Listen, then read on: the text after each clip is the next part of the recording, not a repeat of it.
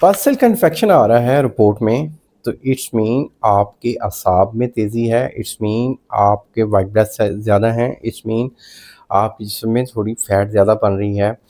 तो करना क्या है, आप मेडिसिन नहीं खाना चाहते, आप नहीं चाहते कि किसी हकीम या डॉक्टर के पास जाएँ, तो आप थक चुके हैं हकीमों और डॉक्टर के पास जाके, तो विदाउट मेडिसिन चैलेंज के साथ कह रहा हूँ कि इस डाइट प्लान को यूज़ करें, तो पार्सल ख़त्म हो जाएँगे।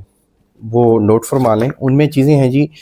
आपने काले चने खाने हैं, मसूर की दाल खानी है, आप बड़ा गोश्त खाएँ, ठीक है? हफ़्ते में 2 बार चिकन का इस्तेमाल करें और उसके साथ-साथ आपके लिए जो चीज़ें हैं वो ब्लेलर है, कबूतर है, पकौड़े हैं और इसके साथ-साथ आप मसूर की दाल खाएँ, सादा चने खाएँ, मीठे अंगूर खाएँ, बेर वगैरह, छुहारे, तिल से आप पिस्ता, खुश्क अंजीर, अखरोट, मीठा आम और शहतूत है।